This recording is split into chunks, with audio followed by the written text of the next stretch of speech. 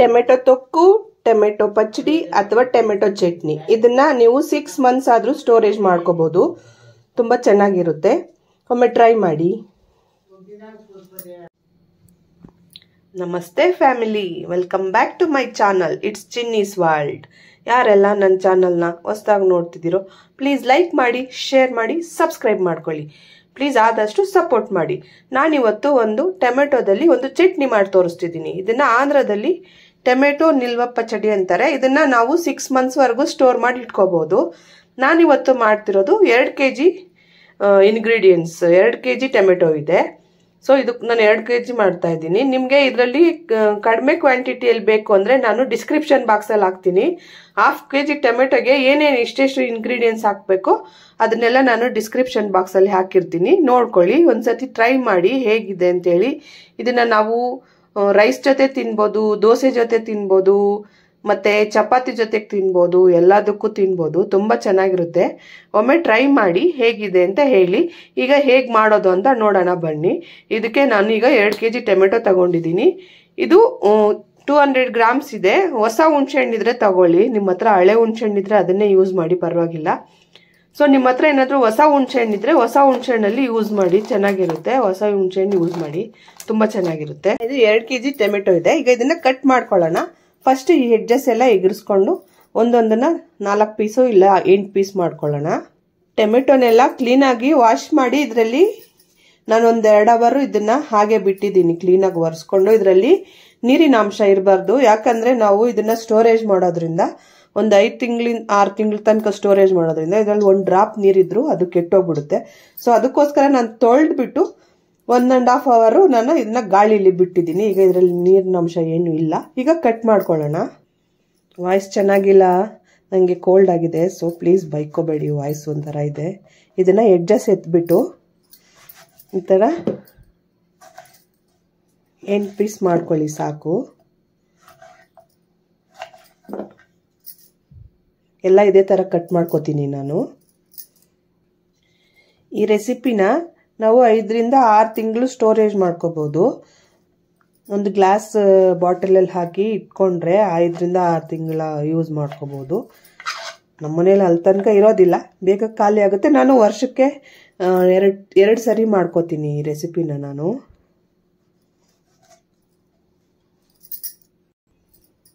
ನಾನು ಈ ಟೊಮೆಟೊನೆಲ್ಲ ಒಂದು ಬಾಣಲೆಗೆ ಹಾಕ್ಕೋತೀನಿ. ಇದು ಜಾಸ್ತಿ ಇರೋದ್ರಿಂದ ಪ್ಯಾನಲ್ಲಿ ಆಗೋದಿಲ್ಲ, ಸೊ ಅದಕ್ಕೆ ನಾನು ಬಾಣಲಿಲಿ ಮಾಡ್ಕೋತಿದ್ದೀನಿ. ಒಂದು 1/2 kg ಟೊಮೆಟೊಲಾದರೆ ನೀವು ಪ್ಯಾನಲ್ಲಿ ಮಾಡ್ಕೋಬಹುದು. ನಾನು ಇದು ನಾಟಿ ಟೊಮೊಟೊ ತಗೊಂಡಿರೋದು. ನಿಮಗೆ ನಾಟಿ ಟೊಮೊಟೊ ಬೇಡ ಅಂದರೆ ನೀವು ಫಾರಂ ಟೊಮೊಟೊದಲ್ಲೂ ಸಹ ಮಾಡ್ಕೋಬಹುದು. ನೋಡಿ, ಎಲ್ಲ ಕಟ್ ಮಾಡ್ಕೊಂಡಿದ್ದಾಯ್ತು. ಎಲ್ಲ ಈಗ ಬಾಣಲಿಗೆ ಹಾಕ್ಕೋತಾ ಇದ್ದೀನಿ. ಇದಕ್ಕೆ ಎಣ್ಣೆ ಹಾಕೋಗಿಲ್ಲ, ಹಾಗೆ ಮಾಡ್ಕೋಬೇಕು.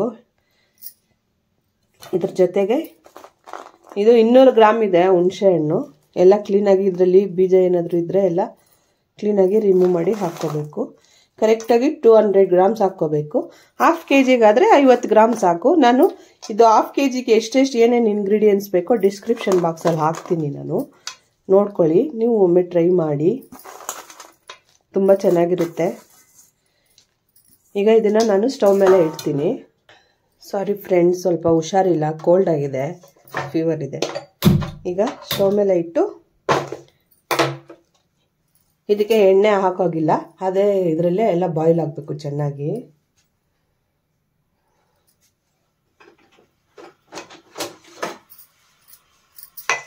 ಇದೆಲ್ಲ ಕ್ಲೀನಾಗಿ ಬಾಯ್ಲ್ ಆಗಬೇಕು. ಆಮೇಲೆ ಒಂದು ಸ್ವಲ್ಪ ಹೊತ್ತು ಲಿಡ್ ಕ್ಲೋಸ್ ಮಾಡಿಬಿಡ್ತೀನಿ. ಇದೆಲ್ಲ ಒಮ್ಮೆ ತಿರುಗಿಸ್ಕೊಳ್ಳೋಣ.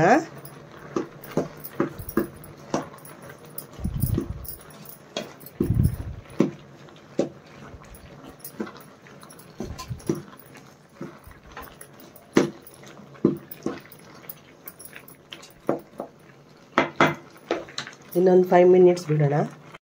ಲಿಡ್ ಕ್ಲೋಸ್ ಮಾಡಿ ಇನ್ನೊಂದು 5 ಮಿನಿಟ್ಸ್ ಬಿಡೋಣ. ನೋಡಿ, ಇದು 50% ಬೆಂದಿದೆ.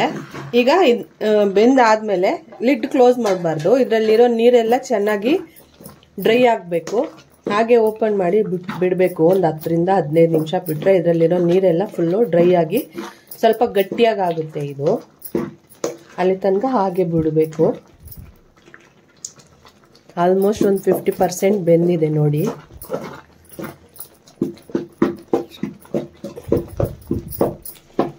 ಈಗ ಈ ನೀರಿನ ಅಂಶ ಎಲ್ಲ ಫುಲ್ಲು ಡ್ರೈ ಆಗಬೇಕು. ಈ ನೀರೆಲ್ಲ ಹೋಗ್ಬೇಕು. ಅಲ್ಲಿ ತನಕ ಸ್ವಲ್ಪ ಚೆನ್ನಾಗಿ ಫ್ರೈ ಮಾಡಬೇಕು. ಯಾಕಂದರೆ ನಾವು ಇದಕ್ಕೆ ಎಣ್ಣೆನೂ ಯೂಸ್ ಮಾಡಿರಲ್ಲ ಅಲ್ವಾ.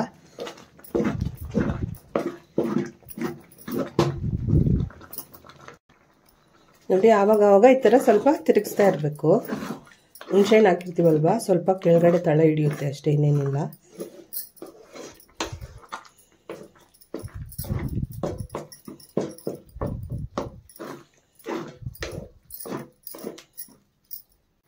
ನೋಡಿ ಎಲ್ಲ ಸ್ವಲ್ಪ ಗಟ್ಟಿ ಆಗ್ತಾ ಇದೆ. ಇನ್ನೊಂದು 2 ನಿಮಿಷ ಇದೆಲ್ಲ ಕ್ಲೀನಾಗಿ ನುಣ್ಣಗಾಗೋಗಿದೆ.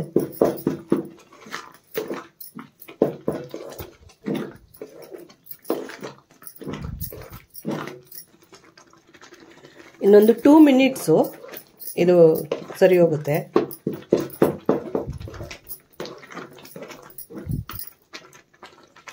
ನೋಡಿ ಎಲ್ಲ ಗಟ್ಟಿ ಆಗಿದೆ.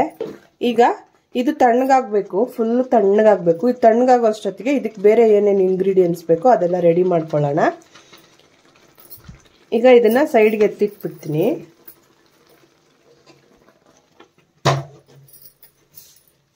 ಈಗ ಒಂದು ಪ್ಯಾನ್ ತಗೊಂಡು ಮೆಂತ್ಯ ಹುರ್ಕೋಬೇಕು.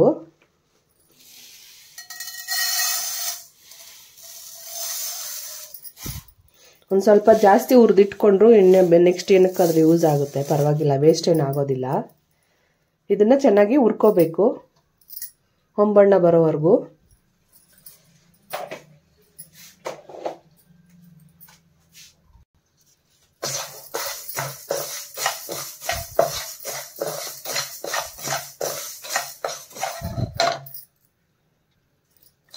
ಮೆಂತ್ಯ ಮತ್ತು ಸಾಸಿವೆ ಎರಡೂ ಹುರ್ಕೊಂಡು ಇಟ್ಕೋಬೇಕು. ನಿಮ್ಮ ಹತ್ರ ಪುಡಿ ಇದ್ದರೆ ಓಕೆ, ಪುಡಿ ಮಾಡಿ ಇಟ್ಕೊಂಡಿದ್ರೆ ಪರವಾಗಿಲ್ಲ. ನಮ್ಮ ಮನೇಲಿ ಖಾಲಿ ಆಗಿದೆ, ಸೊ ಅದಕ್ಕೋಸ್ಕರ ನಾನು ಹುರ್ಕೊಳ್ತಾ ಇದ್ದೀನಿ. ನೋಡಿ ಈ ಥರ ಒಂಬಣ್ಣ ಬರೋ ತನಕ ಹುರ್ಕೊಂಡ್ರೆ ಸಾಕು. ಇದಾಗಿದೆ. ಈಗ ಇದನ್ನ ಒಂದು ಪ್ಲೇಟ್ಗೆ ತಗೋತೀನಿ. ಈಗ ಹಾಗೆ ಸಾಸಿವೆ ಹುರ್ಕೋತೀನಿ ನಾನು.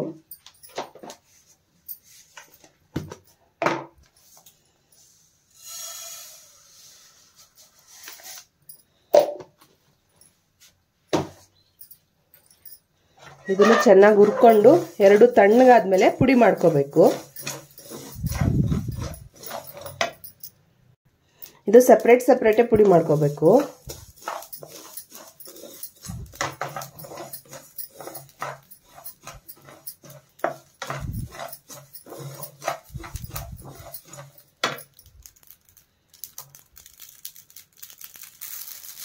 ನೋಡಿ ಇದು ಆಗ್ತಿದೆ.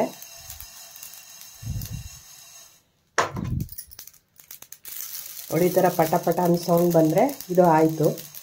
ಈಗ ಸ್ಟವ್ ಆಫ್ ಮಾಡ್ಕೋತೀನಿ ನಾನು. ಸ್ಟವ್ ಆಫ್ ಮಾಡಿಕೊಂಡು ಇದೆಲ್ಲ ಸ್ವಲ್ಪ ತಣ್ಣಗಾಗಬೇಕು. ನೋಡಿ ಮೆಂತ್ಯ ಮತ್ತು ಸಾಸಿವೆ ಎರಡು ಹುರ್ಕೊಂಡಿದ್ದೀನಿ. ಇದು ತಣ್ಣಗಾಗಬೇಕು. ಈಗ ಇವೆರಡು ತಣ್ಣಗಾದ್ಮೇಲೆ ನಾನು ಪುಡಿ ಮಾಡ್ಕೊಂಡು ಬರ್ತೀನಿ. ನೋಡಿ ಇದು ಮೆಂತ್ಯ ಪುಡಿ, ಇದು ಸಾಸಿವೆ ಪುಡಿ, ಎರಡು ಪುಡಿ ಮಾಡ್ಕೊಂಡಿದ್ದೀನಿ. ಈಗ ಏನೇನು ಹಾಕಬೇಕು ಅಂತ ತೋರಿಸ್ತೀನಿ. ಈಗ ಒಂದು ಬಟ್ಟಲು ತಗೊಂಡು 2 kg ಟೊಮೆಟೊಗೆ 200 ಗ್ರಾಮ್ ಖಾರದ ಪುಡಿ ಹಾಕಬೇಕು. ನಿಮ್ಗೇನಾದರೂ ಖಾರ ಸ್ವಲ್ಪ ಜಾಸ್ತಿ ಬೇಡ ಅಂದರೆ ಒಂದು ಸ್ವಲ್ಪ ಕಡಿಮೆ ಮಾಡ್ಕೊಳ್ರಿ. ನಾನು ಇದು 200 ಗ್ರಾಮ್ 2 ಪ್ಯಾಕೆಟ್ ತರಿಸಿದ್ದೀನಿ, ತೋರಿಸ್ತೀನಿ. ಇದು ನಿಮಗೆ ಇದು ಲೆಕ್ಕ ಸಿಗಲಿಲ್ಲ ಅಂದರೆ ಒಂದು ಬೌಲಲ್ಲಿ ತೋರಿಸ್ತೀನಿ ನಾನು, ಒಂದು ಕಪ್ಪಲ್ಲಿ. ಇದು 100 ಗ್ರಾಮ್ ಪ್ಯಾಕೆಟ್ ಅಲ್ವಾ. ಈಗ ಇದನ್ನು ಕಟ್ ಮಾಡಿ ಈ ಕಪ್ಗೆ ಹಾಕ್ಕೋತೀನಿ. ಎಷ್ಟು ಬರುತ್ತೆ ಅಂತ ನೋಡೋಣ.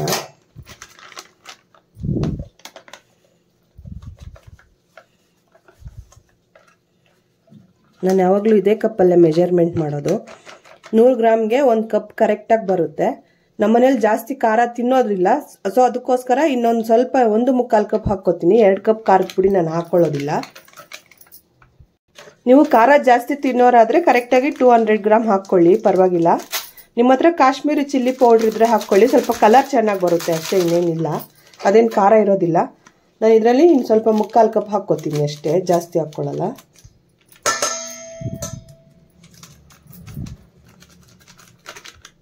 ನೋಡಿ ಇಷ್ಟೇ ಹಾಕೋದು, ಜಾಸ್ತಿ ಹಾಕಲ್ಲ ನಾನು. ನಮ್ಮ ಮನೇಲಿ ಸ್ವಲ್ಪ ಖಾರ ಕಡಿಮೆ ತಿನ್ನೋದು, ಸೊ ಅದಕ್ಕೋಸ್ಕರ 1/4 ಕಪ್ ಹಾಕ್ಕೊಂಡಿದ್ದೀನಿ. ಇವಾಗ ನೀವು ಯಾವ ಕಪ್ಪಲ್ಲಿ ತಗೊಂಡಿರ್ತೀರೋ ಅದೇ ಕಪ್ಪಲ್ಲಿ, ಈಗ ಇದು 1/4 ಕಪ್ ಇದ್ರೆ 1 ಕಪ್ಪು ಖಾರದ ಪುಡಿಗೆ ಅರ್ಧ ಕಪ್ಪು ನೀವು ಉಪ್ಪು ಹಾಕ್ಕೋಬೇಕು. 200 ಗ್ರಾಮು ಖಾರದ ಪುಡಿ ಆದರೆ 200 ಗ್ರಾಮ್ ಉಪ್ಪು ಹಾಕ್ಕೋಬೇಕು. 1 ಕಪ್ಪು ಖಾರದ ಪುಡಿಗೆ ಅರ್ಧ ಕಪ್ ಆಗೋಷ್ಟು ನೀವು ಉಪ್ಪು ಹಾಕ್ಕೋಬೇಕು. ಯಾಕಂದರೆ ಇದು ವೆಯ್ಟ್ ಇರುತ್ತಲ್ವಾ, ಇದು ಅರ್ಧ ಕಪ್ ಕರೆಕ್ಟಾಗಿ 100 ಗ್ರಾಮ್ ಬರುತ್ತೆ. ನೋಡಿ ಇದಾಯಿತು. ಈಗ ಇನ್ನು ಸ್ವಲ್ಪ ಹಾಕ್ಕೋತೀನಿ ಅಷ್ಟೇ ನಾನು. ನೀವು ಬೇಕಾದರೆ ಆಮೇಲೆ ಸ್ವಲ್ಪ ಖಾರ ಇದು ಸಾಲ್ಟ್ ನೋಡ್ಕೊಂಡು ಹಾಕ್ಕೋಬೋದು, ಟೇಸ್ಟು. ಕರೆಕ್ಟಾಗಿ 1/4 ಕಪ್ ಅಂತ ತಗೊಳ್ಳಿ. ನಿಮ್ಗೆ ಆ ಥರ ಲೆಕ್ಕ ಸಿಗಲಿಲ್ಲ ಅಂದರೆ 200 ಗ್ರಾಮ್ ಉಪ್ಪು, 200 ಗ್ರಾಮ್ ಚಿಲ್ಲಿ ಪೌಡ್ರ್ ಹಾಕ್ಕೊಳ್ಳಿ. ನೋಡಿ ನಾನು ಇಷ್ಟು ಉಪ್ಪು ಹಾಕ್ಕೋತಾ ಇದ್ದೀನಿ. ಈಗ ಇದೇ ಕಪ್ಪಲ್ಲಿ ಇದು ಸುಳಿದಿರೋ ಬೆಳ್ಳುಳ್ಳಿ, ಇದು 1 ಕಪ್ ಹಾಕ್ಕೋತೀನಿ. ನೋಡಿ ಕರೆಕ್ಟಾಗಿ 1 ಕಪ್ ಹಾಕ್ಕೋತಾ ಇದ್ದೀನಿ. ಈಗ ಮೆಂತ್ಯ ಪುಡಿನ 4 ಸ್ಪೂನ್ ಹಾಕ್ಕೋಬೇಕು, ಟೇಬಲ್ ಸ್ಪೂನು. 1 2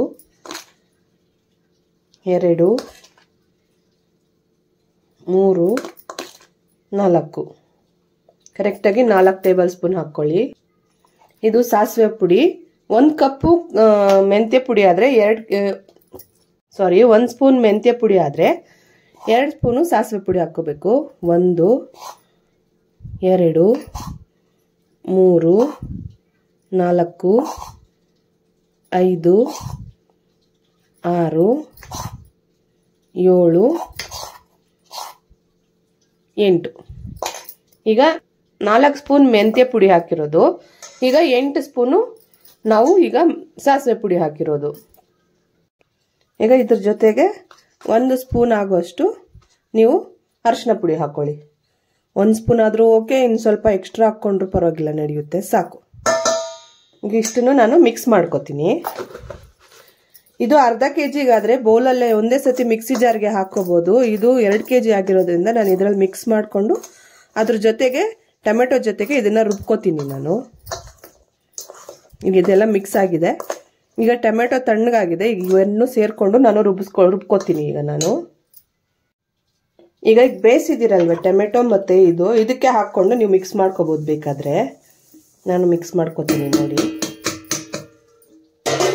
ಎಲ್ಲನೂ ಇದಕ್ಕೆ ಹಾಕಿ ಚೆನ್ನಾಗಿ ಮಿಕ್ಸ್ ಮಾಡ್ಕೊಳ್ಳಿ.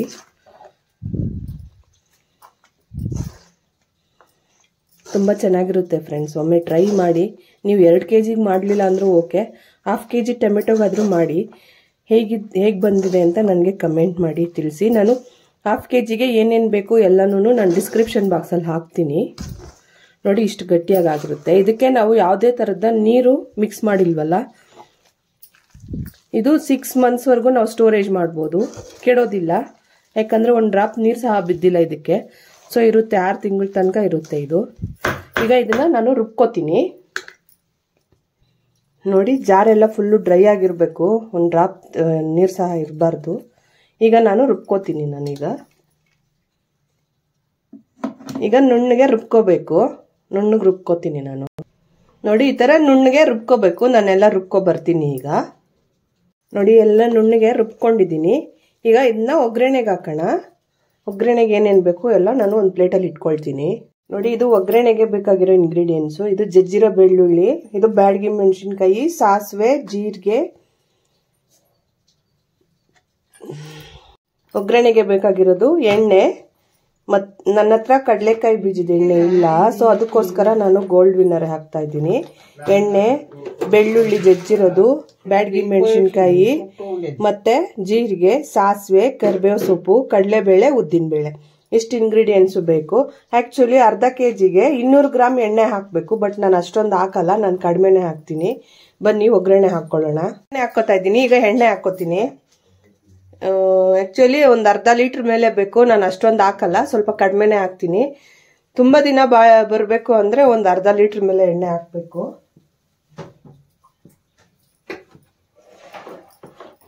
ಎಣ್ಣೆ ಹಾಕ್ಕೋತಾ ಇದ್ದೀನಿ ನೋಡಿ.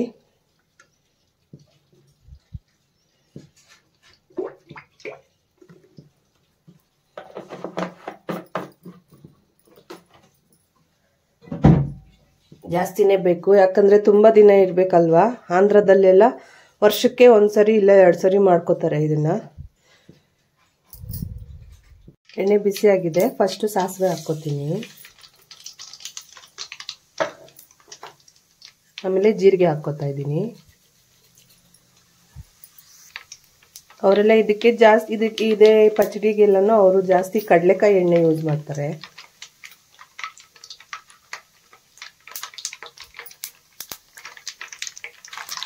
ಸಾಸಿವೆ ಚಟಪಟ ಅಂತಿದೆ. ಉದ್ದಿನಬೇಳೆ ಹಾಕ್ಕೋತಾ ಇದ್ದೀನಿ. ಇದು ಕಡಲೆಬೇಳೆ,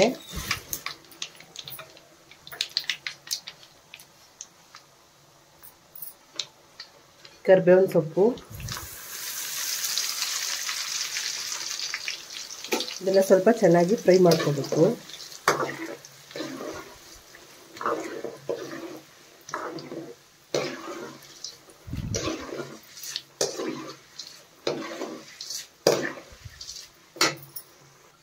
ಇದು ಬ್ಯಾಡಗಿ ಮೆಣಸಿನ್ಕಾಯಿ ಹಾಕೋತಾ ಇದ್ದೀನಿ.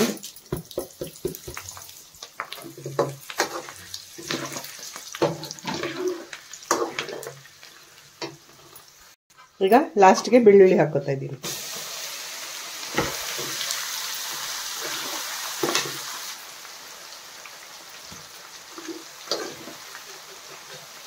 ಇದೆಲ್ಲ ಚೆನ್ನಾಗಿ ಫ್ರೈ ಆಗಬೇಕು.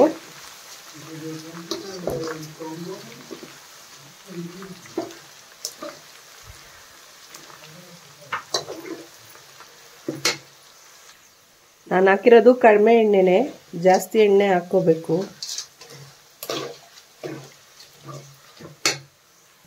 ಇನ್ನು ಸ್ವಲ್ಪ ಎಣ್ಣೆ ಹಾಕ್ಕೋತೀನಿ ನಾನು.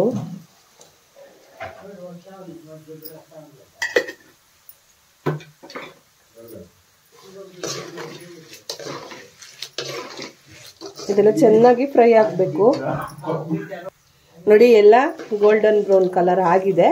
ಈಗ ನಾನು ರುಬ್ಬಿದ್ನಲ್ವಾ ಪೇಸ್ಟು ಹಾಕ್ಕೋತಾ ಇದ್ದೀನಿ.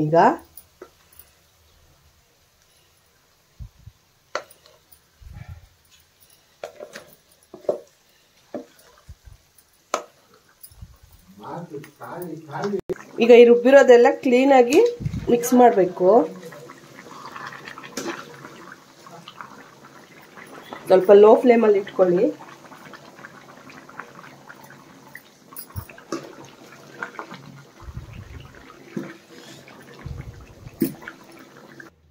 ನೋಡಿ ನಾವು ಹಾಕಿರೋ ಎಣ್ಣೆಲೆಲ್ಲ ಫುಲ್ಲು ಕ್ಲೀನಾಗಿ ಫ್ರೈ ಆಗಬೇಕಿದು. ಒಂದು ಸ್ವಲ್ಪ ಹೊತ್ತು, ಒಂದು 2 ನಿಮಿಷನಾದರೂ ಈ ಥರ ಕೈ ಆಡಿಸ್ತಾ ಇರಬೇಕು. ಆಗ ನಾವು ತುಂಬ ದಿನ ಇಡ್ತೀವಲ್ವಾ, ಸ್ಟೋರೇಜ್ ಮಾಡೋದ್ರಿಂದ ಏನೂ ಆಗೋದಿಲ್ಲ. ಒಂದು 5-6 ತಿಂಗಳು ಇಡ್ಬೋದು. ನಮ್ಮನೇಲಿ ಒಂದು 3-4 ತಿಂಗಳು ಬರುತ್ತೆ. ಒಂದು ಸ್ವಲ್ಪ ಸ್ವಲ್ಪ ನೀವೆಲ್ಲಾದರೂ ಹೊರಗಡೆ ಹೋಗಿ ಬಂದಾಗ ಸಾಂಬಾರು ಮಾಡೋ ಟೈಮ್ ಇರಲ್ಲ ಅಂದರೆ ರೈಸ್ ಮಾಡಿಕೊಂಡು ರೈಸ್ ಜೊತೆಗೆ ಇದನ್ನು ಕಲಿಸ್ಕೊಂಡು ತಿನ್ಬೋದು. ತುಪ್ಪ ತಿನ್ನೋರಾದರೆ ತುಪ್ಪ ಹಾಕ್ಕೊಂಡು ತಿನ್ನಿ, ತುಂಬ ಚೆನ್ನಾಗಿರುತ್ತೆ.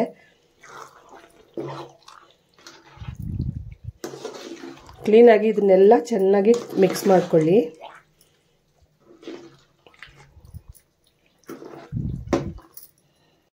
ನೋಡಿ 2 ಮಿನಿಟ್ಸು ಚೆನ್ನಾಗಿ ಮಿಕ್ಸ್ ಮಾಡ್ಕೊಂಡಿದ್ದೀನಿ. ಇದಕ್ಕೆ ಆದಷ್ಟು ಎಣ್ಣೆ ಇದ್ರೇ ಚೆನ್ನಾಗಿ ತುಂಬ ದಿನ ಬಾಳಿಕೆ ಬರೋದ್ರಿಂದ ಎಣ್ಣೆ ಜಾಸ್ತಿನೇ ಇರಬೇಕು. ಯಾರು ಎಣ್ಣೆ ಜಾಸ್ತಿ ಆಗಿದ್ದೀನಿ ಅಂತ ಬೈಕೋಬೇಡಿ, ಬಟ್ ಎಣ್ಣೆ ಇದ್ರೇ ಇದಕ್ಕೆ ಟೇಸ್ಟು. ಸೊ ಅದಕ್ಕೋಸ್ಕರ ಇದು ಕಡಲೆಕಾಯಿ ಎಣ್ಣೆ ಇದ್ದರೆ ಹಾಕ್ಕೊಳ್ಳಿ, ಇನ್ನೂ ಚೆನ್ನಾಗಿರುತ್ತೆ. ರೆಡಿ ಆಗಿದೆ ನೋಡಿ ಟೊಮೆಟೊ ಪಚಡಿ ಅಥವಾ ಟೊಮೆಟೊ ಪಿಕಲ್ ಅಂತ ಅನ್ಕೋಬೋದು. ನಾನು ಈಗ ಒಂದು ಬೌಲ್ಗೆ ಸರ್ವ್ ಮಾಡಿ ನಿಮಗೆ ತೋರಿಸ್ತೀನಿ, ಓಕೆನಾ?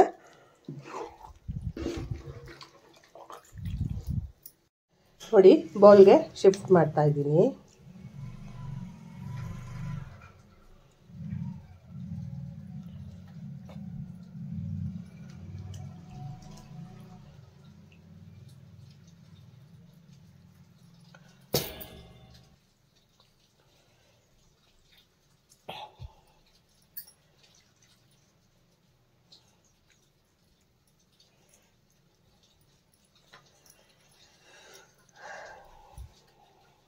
Tomato pachadi ready. Tomato pachadi ಅಥವಾ ಟೊಮೆಟೊ ಚಟ್ನಿ ರೆಡಿ ಆಗಿದೆ. ನೋಡಿ ಹೇಗಿದೆ ಅಂತ ಕಮೆಂಟ್ ಮಾಡಿ. ಟೊಮೆಟೊ ಚಟ್ನಿ, ಟೊಮೆಟೊ ತೊಕ್ಕು, ಟೊಮೆಟೊ ಪಚ್ಚಡಿ ಹೇಗಿದೆ ಅಂತ ಕಮೆಂಟ್ ಮಾಡಿ. Thanks for watching.